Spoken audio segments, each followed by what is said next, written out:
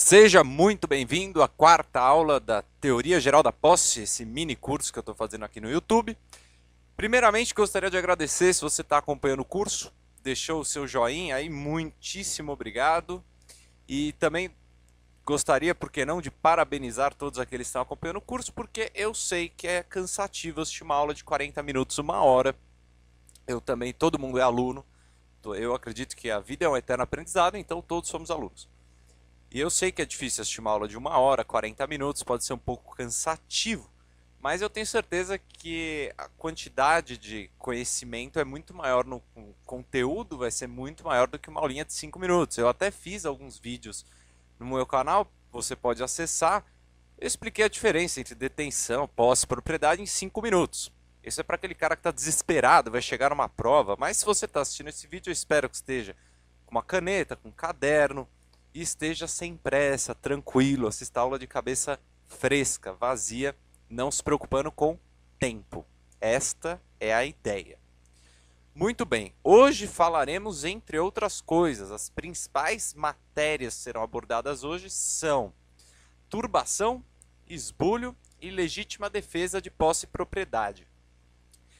Eu separei aqui os tópicos e a gente vai começar falando sobre um princípio que norteia toda a teoria geral da posse e que vai dar embasamento, inclusive fundamentação, para o ajuizamento dos interditos possessórios, a saber, ação de reintegração em caso de esbulho, ação de manutenção em caso de turbação e ação de interdito proibitório em caso de ameaça à posse.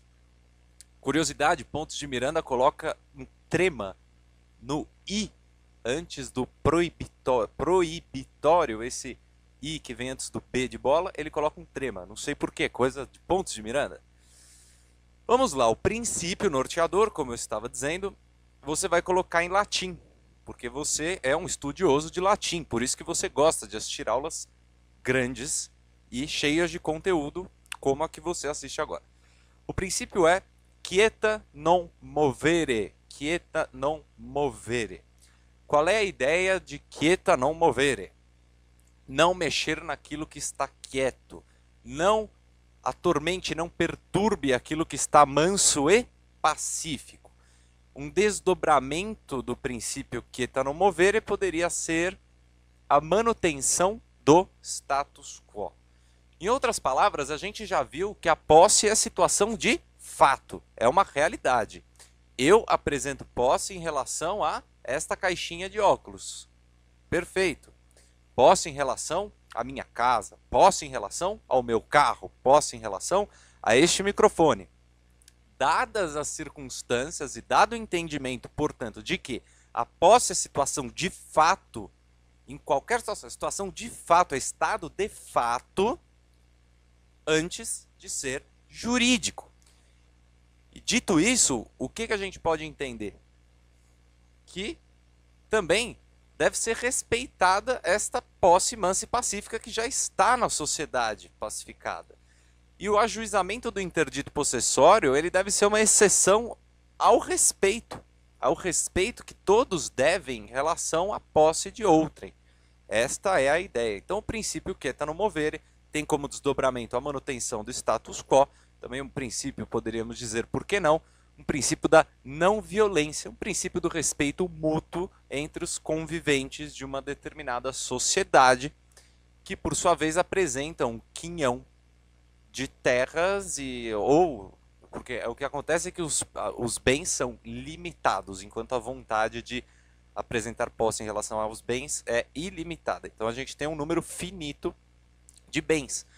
Você quer na prática, quanto custa um metro quadrado de um terreno localizado num bairro classe média em São Paulo? 8 mil reais, 10 mil reais um metro quadrado. 10 mil reais um metro quadrado. Veja como é disputada a posse.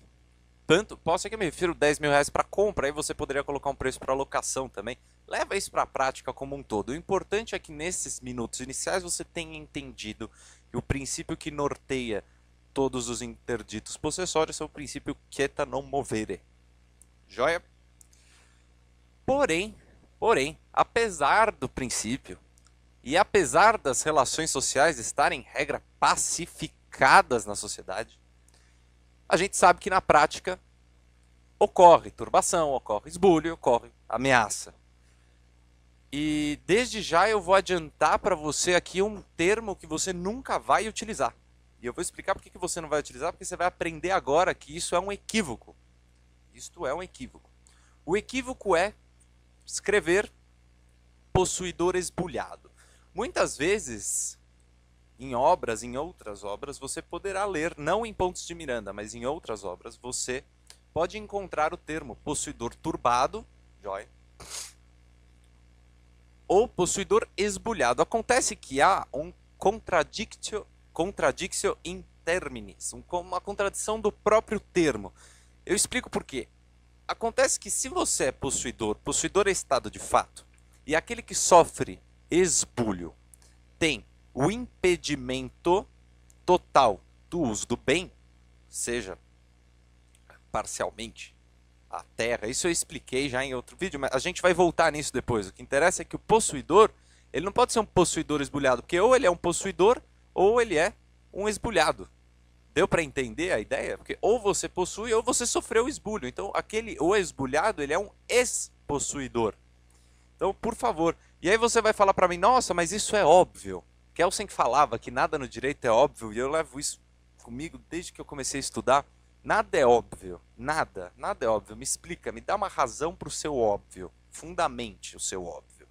Então, não é óbvio. E aqui, o Pontos de Miranda, ele cita alguns exemplos, quando ele vai falar dessa questão da contradição do termo possuidor esbulhado, ele cita julgados de 1930 a 1940. Para não trazer um julgado para você de 1930, eu fui dar uma pesquisada. Vejam só.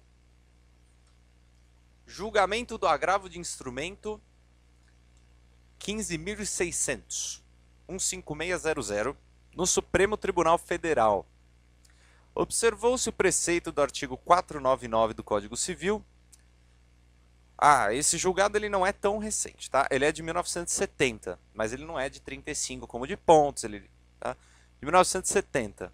Segunda turma. Julgado em 1º de janeiro de 1970. Nossa, o pessoal trabalhou no dia... trabalhou no ano novo. Ementa. Observou-se o preceito do artigo 499, do qual a gente já falou aqui, do Código Civil de 16, lembrando. Restituindo-se na posse o possuidor esbulhado. Veja, a ementa do agravo de instrumento fala possuidor esbulhado. Contradictio in terminis. Agora, o mais recente para você, eu peguei aqui uma apelação cível do Tribunal de Justiça de Minas Gerais. Eu não vou falar o número porque vai ficar cansativo. Quem quiser o número, depois faz um comentário e pede que eu escreva, porque senão vai ficar enchendo o saco aqui. O que interessa pra gente é que o julgamento é de 3 de dezembro de 2015. E aí temos na ementa apelação cível, indenização, posse injusta, frutos percebidos pelo possuidor de má-fé. E ele coloca os frutos advindos desta posse, os quais devem ser restituídos ao possuidor esbulhado. Se ele é possuidor, não faz sentido. Então você nunca vai escrever, depois que você escutou isso, você nunca mais vai escrever. Eu espero que você não tenha escrito isso ainda. Mas se você pensou em possuidor esbulhado, você já agora afaste esta ideia da sua cabeça, porque é uma contradição do próprio termo. Como a gente já disse, eu coloquei em outros vídeos, seria como falar prefeitura municipal. É outro equívoco que ocorre a miúde. Prefeitura municipal. Se só tem prefeitura em município, me dá uma prefeitura que não é municipal. Não faz sentido. Mas, seguindo aqui, vamos ficar na posse, que senão eu não paro de falar, eu já falo muito, então vamos lá. Falamos do princípio quieta non movere, falamos da manutenção do status quo, do princípio da não violência e da contradição do possuidor esbulhado. Agora, senhores, vamos analisar a fundamentação jurídica e não mais principiológica, como eu coloquei no começo. Fundamentação principiológica, o princípio quieta non movere, Agora a fundamentação jurídica para o ajuizamento dos interditos possessórios, que você já sabe quais são, mas que eu posso repetir: a reintegração, manutenção de posse e interdito proibitório. Eu vou pegar, evidentemente, os gigantes da teoria geral da posse para a gente falar sobre isso. Eu peguei o entendimento, o argumento de Pontes de Miranda, Savigny e Hering. Eu acho que isso vai resolver bastante coisa. Também peguei do Brodmann, é alemão. A gente pode falar também, mas eu acho que os grandes nomes aqui vão ser Pontes de Miranda, Savigny e Hering. Talvez o juiz não conheça Brodmann, respeitando, evidentemente, respeito todo magistrado, todos os juízes, desembargadores, tribunais de justiça ao redor do país. Mas se for o juiz, não necessariamente pode não conhecer Brodmann, mas Savigny e Hering ele conhece. Fundamentos da tutela jurídica da posse. Argumento utilizado por Savigny. Ele vai falar que Savigny entende que é um delito usar-se da força. Logo, faz-se necessário o ajuizamento dos interditos em caso de esbulho, turbação ou ameaça. Então, em outras palavras, Savigny entende que a defesa da posse e propriedade, aquela famosa legítima defesa de posse e propriedade, que a gente vai ver que não é um direito, não existe um direito à legítima defesa de posse e propriedade. Pontes de Miranda coloca isso e eu vou explicar isso mais pra frente no vídeo. Tenham calma. A ideia do Savigny, portanto, é que a utilização da força, ele não admite a exceção do Estado exercendo a sua função jurisdicional. Savigny fala: não tem autotutela. Não gosto da ideia de autotutela. É delito usar-se de força. Então ele afasta essa ideia da força e admite como fundamentação da tutela jurídica da posse esse afastamento do uso da força. Perfeito? Savigny, ok. Entendimento de Hering. Hering vai falar que os interditos possessórios são uma espécie de complemento necessário à propriedade.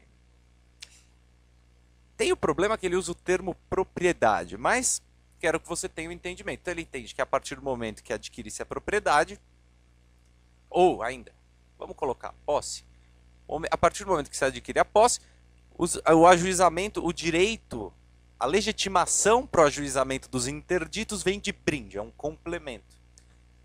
Entendemos, portanto, Savigny e Hering, fundamentação da tutela jurídica da posse. Agora, Pontes de Miranda, simples.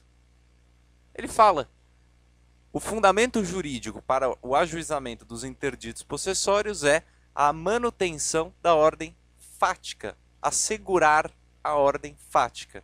É o que a gente falou no começo do vídeo, o princípio quieta non movere. Ele leva isso para o âmbito da fundamentação jurídica também. Vai falar, é simples, o fundamento é manutenção de status quo, manutenção da posse mansa e pacífica, respeito mútuo e recíproco entre os cidadãos. Veja como Pontes acaba sendo mais simples.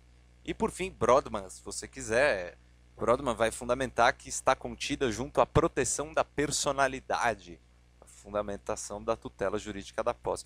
Às vezes eu falo de uns sujeitos aqui que ninguém conhece, mas que Pontes fala deles e outros autores, poucos, mas depois a gente vai falar aqui de outros autores, por exemplo, Gottlieb Planck, que foi, esse sujeito Gottlieb Planck, eu já adianto, foi senador, foi deputado na Alemanha no século XIX, escreveu comentários ao Código Civil em 10 volumes, não me lembro agora quantos. Vamos falar também do Becker, Ernst Immanuel Becker, que publicou um Código Civil alemão comentado em Leipzig, em 1880. Então perceba que se você for buscar os nomes que aqui indico, você vai encontrar muita coisa boa. Aliás, o Google Books, não sei se você conhece, aquilo ali é um paraíso, você consegue achar muita coisa ali. Você não precisa se deslocar até a Alemanha ou enviar uma carta pedindo um livro para eles. Aí já adiantando, hoje vai ter mais um conto do Sokolovsky. Teve um conto dele da Malinha de Lubeck na aula 2 ou na aula 3, não me lembro agora. Hoje teremos mais um conto de Lubeck. Discussão doutrinária. E aqui, mais uma vez, eu levanto a questão para que reflita. O senhor, a senhora que me assiste na sua casa, ou no escritório, onde seja. Reflita a questão. O negar a posse caracteriza turbação? Essa é uma discussão doutrinária. Como eu disse, reitero mais uma vez, reitero, é uma reiteração constante, há divergência doutrinária para praticamente tudo no direito. Ainda mais em se tratando do âmbito internacional. Quando a gente pega internacionalmente, é absurdo o que tem de ideias e doutrinas diferentes de fato, mas que bom que existe. Outra discussão doutrinária que eu também levanto aqui, seria interessante que essa aula fosse presencial para que pudessem expor opinião, mas infelizmente não é. Então eu jogo a questão e aí você pode colocar nos comentários ou pode não colocar nada também, só ficar pesquisando ou também nem pesquisar, só ficar com isso na cabeça. Simples ameaça de impedimento verbal já autoriza o ajuizamento de um interdito proibitório? Então, uma ameaça verbal, vamos pensar no teu vizinho, o cara tá lá, ele te liga e fala assim, olha, eu quero que você saia da sua casa agora, porque eu tô de saco cheio de você, eu não quero mais você, não quero mais olhar você, não quero saber que você tá aí. A doutrina entende que essa ameaça verbal, ela deve ser analisada em caso, ou seja, a particularidade do caso é que dá relevância e, portanto, nos traz se deverá ou não ser cabível, se é ou não cabível interdito proibitório em caso de ameaça verbal. Acontece, por exemplo, o Pontos vai colocar que, é claro, depende dessa situação quem ameaça. Se uma criança de 6 anos de idade, vamos supor que você foi levar o seu companheiro, a sua companheira, você foi levar, nossa, companheiro não vou usar esse termo, é porque é o termo da lei para união estável, mas pensa você foi levar o seu marido, jantar com o seu marido, você foi jantar com a sua esposa num restaurante legal. E para economizar aquela grana facada, estelionato que eles fazem de não pagar o manobrista, você falou, puta, eu não vou pagar R$ 25 de manobrista, R$ 20 de manobrista, eu vou parar o carro na rua. E aí você vai, procura ali, conseguiu, achou uma vaga, milagre. Você encontra a vaga aqui em São Paulo, realmente é um milagre, ainda mais em região com muito restaurante. Aí você encontrou uma vaga. Aí na saída do restaurante, você sai todo contente, já comeu, tomou um vinhozinho, chega no seu carro. Vem uma criança de 6 anos e fala para você assim, ô tio, eu vou pegar esse carro aí se você parar nessa rua de novo, porque essa rua aqui é minha, eu que tomo conta dela. Bom, essa ameaça seria cabível? Uma criança de 6 anos falando isso? Alguns diriam para mim, nossa, criança de 6 anos aqui já é quase chefe de organização criminosa no tráfico. Mas vamos pensar numa média aqui, no bom senso.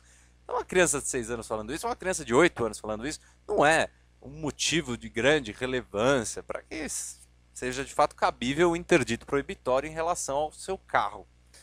Mas e se fosse o seu vizinho, se o seu vizinho fosse uma pessoa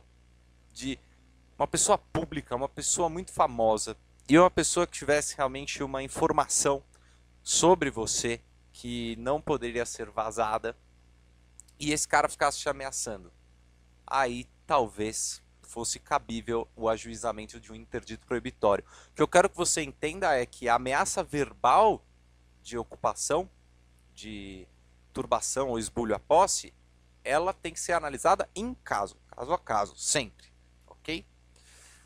Mais uma discussão doutrinária. Atos de turbação que provavelmente levarão ao esbulho.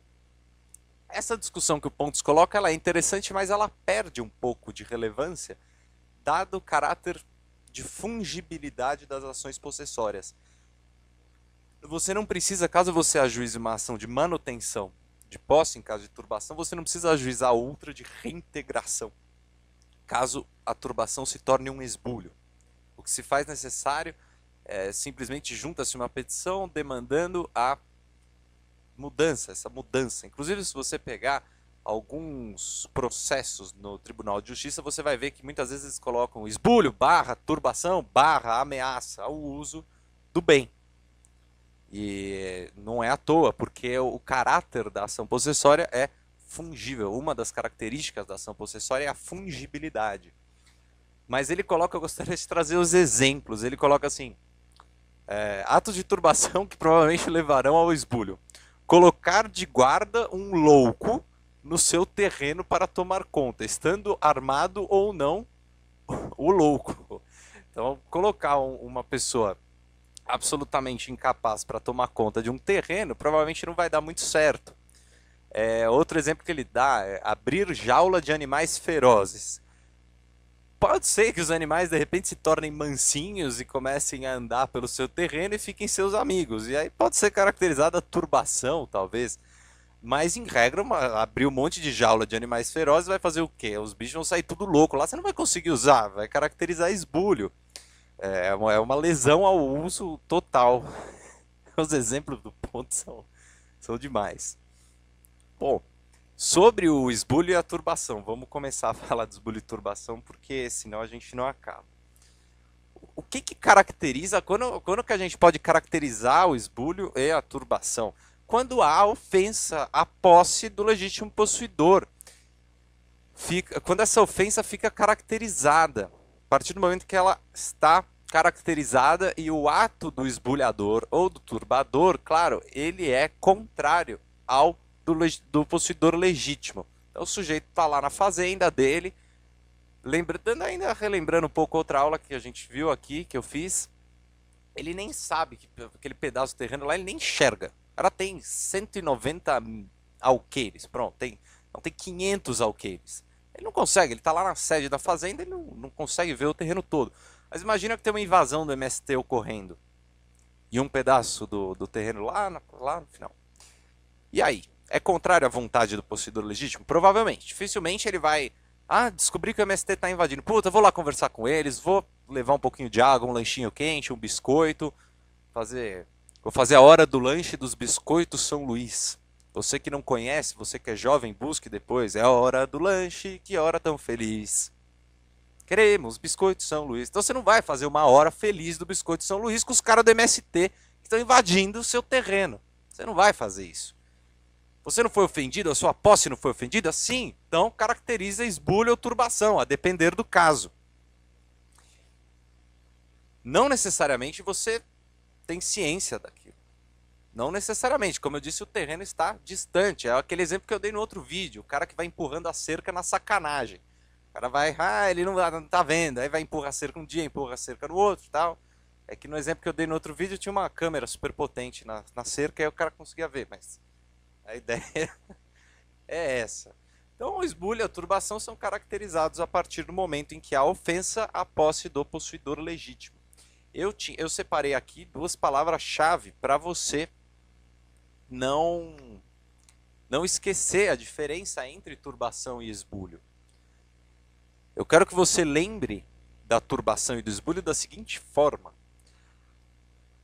A turbação lesa e o esbulho retira. Retira e lesa o quê? O poder do legítimo possuidor. Lembrando, o poder do legítimo possuidor é o poder fático. Que poder é esse? Do legítimo possuidor a gente já viu. O poder do legítimo possuidor é um dos poderes inerentes ao proprietário. Um dos direitos inerentes ao proprietário. Então, o esbulho retira e a turbação lesa um dos direitos do possuidor legítimo. E esse direito por sua vez, é um dos direitos inerentes ao proprietário. Agora você não vai esquecer mais que o esbulho retira e que a turbação lesa. Esse lesar é uma palavra utilizada na doutrina. Porém, você, para lembrar, pode falar quem turba, perturba. Também ajuda a lembrar. Quem turba, perturba. E quem esbulha, esbulha. Joia. Vamos lá. O Estado, o Leviatã, o nosso querido governo, poderá o nosso governo figurar como turbador ou esbulhador numa eventual ação possessória? Sim, sim. Claro que pode. O Estado pode estar interessado na sua terra. Pode sim. E pode estar interessado por diversas razões. E ele pode ou não tem também tem um nome bonito para isso. Tem um nome bonito, que no mundo da lei é uma coisa interessante, tem justa e prévia indenização, chama desapropriação. Agora dá uma pesquisada depois na desapropriação indireta e olha que interessante que o Estado pode fazer. Olha que interessante, o Estado pode pegar, invadir a sua terra e não te indenizar. Isso é permitido em lei? Sim. Desapropriação indireta. Também, em caso de urgência, por exemplo, o Estado poderá desapropriar temporariamente um bem móvel seu, ou imóvel ainda. A gente tem aqueles exemplos dos imóveis foreiros, que são os imóveis da costa, por exemplo. Mas você pode estar andando de carro aqui, você está na sua cidade, feliz, tranquilo, indo jantar, está no seu carro, está lá um casal feliz, seus filhos estão no banco de trás, pulando que nem dois desgraçados, enchendo o saco, berrando dentro do carro, perguntando que horas que vão chegar, e não chega nunca, porque está um trânsito desgraçado. E aí, de repente, para uma polícia do seu lado e fala assim, me dá o veículo. Você fala, não vou te dar meu carro. Não, você vai me dar a sua autoridade. Por quê? É urgência. A polícia precisa. Então pode desapropriar também. Então o Estado pode sim praticar esbulho ou turbação, ok? Também pode ameaçar, claro. Por que não? É que, para que ele vai ameaçar se ele já pode fazer? Não faria tanto sentido. Pluralidade de turbadores. Imaginem que você, mais uma vez, eu gosto do exemplo da Fazenda, porque a Fazenda admite uma série de exemplos. Então,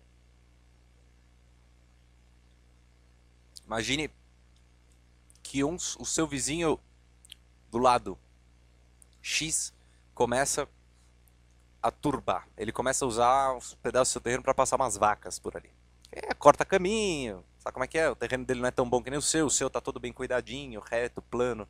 A vaca não precisa fazer muita força, então não vai virar aquele filé mignon duro pra caramba, que não vai ter tanto músculo. Ele vai passar as vacas por ali. Aí o outro vizinho, ele gostou da ideia. Ele gostou da ideia e falou assim, eu vou aproveitar, eu vou na linha aqui. O cara tá passando, o dono da fazenda não tá nem aí. Aí eu vou passar também. 3 vizinhos fazem isso, 4 vizinhos fazem isso. De quem é a responsabilidade? Contra quem ajuiza essa ação? Contra o último que turbou. Beleza? Se o possuidor foi esbulhado ou turbado e depois esbulha ou turba, ao que o esbulhara ou turbara, antes de se completar ano e dia, pode ser reintegrado ou manutenido, porque há objeção à posse do esbulhado ou turbado em segundo lugar. Lindo, trecho de Pontes de Miranda que eu separei para você para explicar posse velha e posse nova. Posse nova e posse velha é relativamente simples, você vai entender isso de uma forma clara. Eu não vou repetir o trecho, porque você pode voltar o vídeo. A posse velha é aquela de mais de ano e dia. E a posse nova é de menos de ano e dia. Qual é a diferença da posse nova e da posse velha? A diferença é simples. Caberá uma liminar, concessão de liminar de emissão na posse para aquele que for para turbação ou para o esbulho de menos de ano e dia. O que o legislador entendeu? Vamos pensar um pouco junto com a vontade legiferante.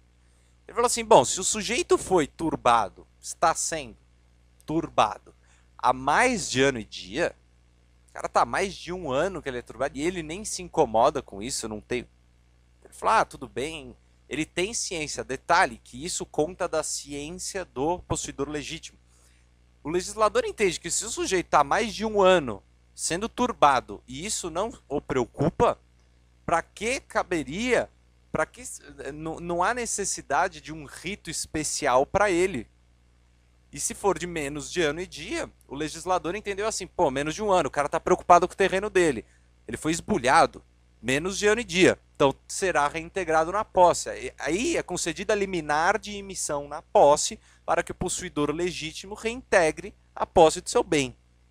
Essa é a ideia do legislador, nada muito surpreendente. Porém, não pode falar que é óbvio. Já viu isso? Eu comentei, nenhum direito é óbvio. Nenhum direito é óbvio. Vamos lá, dando continuidade. defesa própria, assim, vamos agora caminhando para a terceira parte, eu diria, da aula de hoje. Qual é a ideia? A gente vai falar sobre o eventual, coloca direito entre aspas, se você estiver anotando, o eventual direito à legítima defesa de posse e propriedade. Anotou aí? Direito entre aspas, legítima defesa de posse e propriedade. O que é interessante, porque eu já tinha dado aquele alerta no começo do vídeo sobre a questão de não existir esse direito. Não é que não existe, eu já vou adiantar que estraguei a surpresa parcialmente. O termo a ser utilizado é melhor, o melhor termo é defesa fática da posse permitida em direito, e não direito à legítima defesa. Porque a gente já viu que posse é estado de fato. Se a posse é estado de fato e o ordenamento jurídico autoriza, diferentemente do que queria, por exemplo, Becker, que eu já vou entrar aqui, mas desculpa, diferentemente do que queria, que a gente viu, era Savigny. Isso. Savigny não queria o uso da força, mas o nosso ordenamento jurídico admite o uso da força para a defesa de posse e propriedade. Daí extrai-se que você apresenta direito à legítima... Não. Isso é entendimento de Pontes de Miranda. A ideia é que a defesa é fática. E por que é fática? Porque da mesma forma que a posse não adentra ao mundo jurídico, senão quando ameaçada, turbada ou esbulhada, a defesa não adentrará ao mundo jurídico se feita ex continente, ou seja, logo, de imediato, e se não houver complicações maiores posteriores. Então o seu vizinho te incomodou, você foi lá, deu um empurrão nele, ele caiu no chão, sei lá, ficou por isso mesmo, ele desistiu, está resolvido o problema. Houve exercício de direito? Alguém evocou o direito? Não houve. Então Pontes argumenta nesse sentido de que a defesa é fática e não jurídica. Observação sobre a defesa da posse e propriedade. O legislador não indica, conforme já vimos a classificação da posse em aulas anteriores, o legislador não indica especificamente qual é a modalidade, qual é a espécie de posse que será resguardada, tutelada pelo ordenamento jurídico.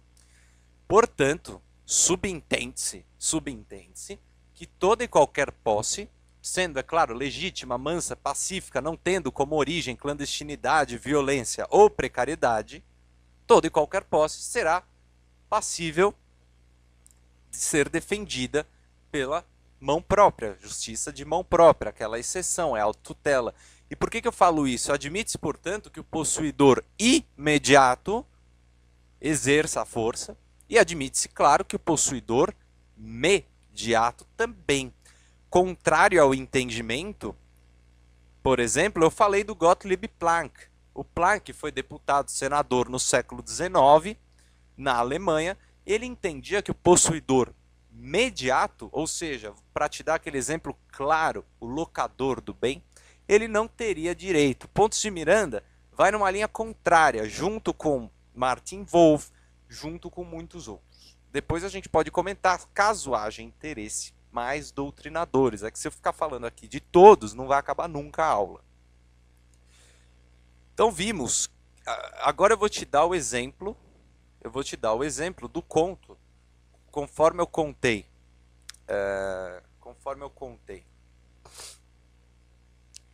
da malinha de Lubeck, e era um conto de Sokolovsky. Eu vou colocar aqui para falar de defesa da posse mediata, seria o caso do locador. O exemplo em verbis aqui é o do arrendador. Então eu vou ler um trechinho pequeno aqui. Coloca aqui Paul Sokolovsky. Veja o exemplo. Um dos arrendatários rurais deram ao vizinho das terras, sem licença do dono, possuidor mediato, licença para derrubar 2 belos carvalhos. Veja a criatividade do sujeito. 2 belos carvalhos que ensombravam com suas copas 2 terrenos adjacentes, por entenderem nocivas ao cultivo de legumes e cereais. Para o dono das terras, os 2 belos exemplares eram de grande valor, e os guardas da floresta tinham cuidado especial quanto a eles. Soube o dono a tempo da combinação secreta e, devido à sua vigilância e ameaça de defesa própria, foi que evitou a derrubada dos 2 belos carvalhos. Perceba que Sokolovsky defende essa legítima defesa de posse-propriedade pelo possuidor mediato, além do possuidor imediato. E aí a gente pode entender equivocado o entendimento do Gottlieb Planck, que apesar de ter uma vasta obra em alemão sobre o Código Civil, nesse sentido, a gente poderia afastar a ideia dele. Até mesmo porque no ordenamento jurídico brasileiro, como eu disse, reitero, o legislador não discrimina qual possuidor, qual espécie de posse poderá ser tutelada, melhor ainda, poderá ser defendida por mão própria. Aqui a gente vai citar também Ulpiano. Eu falei de Ulpiano em outra aula e vou retomar Ulpiano, trechos evidentemente. Ele vai falar daquela questão, são 2 fatores que são extremamente necessários para a compreensão de defesa de posse de propriedade de mão própria, e é isso que eu preciso que você entenda e tenha muita atenção com isso. Primeiro, tempo. Quando, até que momento você pode exercer essa justiça de mão própria? Até que momento você poderá autotutelar a sua relação fática com a coisa, sem a intervenção do Estado, sem a função jurisdicional do Estado? Então, primeira observação, tempo para a defesa de mão própria, a gente já vai falar. Segunda coisa, a exemplo do que se passa na seara penal, a defesa de posse-propriedade também observa a proporcionalidade da violência que o possuidor legítimo utilizará. Então, proporcionalidade e tempo. Se você quiser anotar, para ficar bacana, vamos falar, bom, primeiro vamos falar da proporcionalidade. Vamos falar de Ulpiano, que é muito importante. Então, Ulpiano vai nos dizer o seguinte, assim, pois, podemos repelir com armas o que vem com armas, mas isso imediatamente, não após intervalo, de modo que saibamos que não somente é permitido resistir para não ser posto fora, mas que o que fora posto fora ponha fora ao mesmo, não após intervalo, mas imediatamente. Imediatamente. Então, lembra, o que vem com armas, então ele fala, repele-se com armas, pode-se repelir com armas aquele que vem com armas. Trazendo esse exemplo à baila da sua vida. Trazendo à baila. O seu vizinho invade o seu terreno com um taco de beisebol. Você pode pegar uma AK-47 do seu terraço e descer tiro no cara? Não. A ideia do legislador foi que, teoricamente, você teria que descer com um taco de beisebol também. Mas na falta de um taco de beisebol, poderia ser um pedaço de madeira, uma tora de madeira e assim por diante. Exemplos não faltam. O que é que o legislador visa? Que não haja excessiva onerosidade, não haja desproporcionalidade na defesa dessa posse. Então, o sujeito entra com o taco de beisebol, veio com o taco de beisebol. Agora, se ele entrar armado, se ele entra com uma 38, será que você já pode pegar, por exemplo, uma Kalashnikov? Eu não me lembro o nome da arma, eu acho que é esse mesmo, Kalashnikov, mas também haveria uma discussão doutrinária sobre a potência da arma de fogo com a qual você defenderia. E isso pode parecer que é muito doutrinário e muito no plano das elucubrações de aulas de posse de 1 hora, mas não é. Vai para o interior, pega umas fazendas lá do Mato Grosso, vê se o cara não tem uma espingarda guardada para se proteger de qualquer invasão. Vai lá ver. Dá uma pesquisada, fala com o proprietário de fazenda, cara que realmente está lá na atividade, produzindo, plantando e mora meio na cidade, meio no campo, vê se ele não tem uma arma, ou alguém que tem uma arma. Pode parecer aqui, quando eu falo assim, o piano fala, podemos repelir com armas o que vem com arma. O piano fala isso no século começo, faz 2000 anos que o cara falou isso. Só que nos dias de hoje também, vai lá pro interior do Mato Grosso, pega a fazenda, pronto, você vai ver que o proprietário tem arma, que o cara tem, que ele precisa se defender. Agora, para você colocar bonito em latim, em relação, depois da proporcionalidade, a gente vai falar agora do tempo. Quando deve-se fazer esta defesa? A defesa é imediata. A defesa, em regra, ela é imediata. A defesa, ela é necessariamente ex continente. E aí você vai colocar em latim non ex intervalo ex continente. Sed ex continente. Certo? O legislador entendeu isto. Eu vou ler aqui mais 3 linhazinhas. Peço vênia aqui. Vou ler um sujeito que pensou diferente em relação à posse imediata. E este sujeito foi Ernst Immanuel Becker, que pensa ali no livro dele, Das Recht des Besitz, o direito das coisas, Recht, sei lá, falo mal alemão pra caramba, vamos lá. A posse perde-se a cada violento. A posse perde-se a cada violento. Por-se fora o possuidor, ainda por minutos ou mais, é não possuidor, que precisa de reintegração na posse. O que o Becker está falando aqui no direito das coisas? Ele fala que não é possuidor aquele que foi esbulhado. Aquele que foi esbulhado, ele não é mais possuidor. Ele diverge, por exemplo, do entendimento do Sokolovsky no caso da malinha de Lubeck, que eu comentei em alguma das aulas, aí na 2, eu acho. Que o sujeito perde a mala, ia para Paris e fala, não, estava tranquilo, pois ainda apresentava posse imediata. O Becker afasta essa ideia. E isso, por que eu conto isso? Para você ter noção de que, eu reitero, que tem divergência doutrinária para tudo que você puder imaginar. Vamos terminar isso aqui? Vamos terminar essa aula falando sobre exceção de domínio, ação petitória e possessória. Breve, prometo não me estender muito. Ação possessória. Existia no ordenamento jurídico brasileiro a possibilidade de excepcionar domínio em ação judicial. Vou explicar o que é a exceção de domínio junto com a ação possessória e a ação petitória.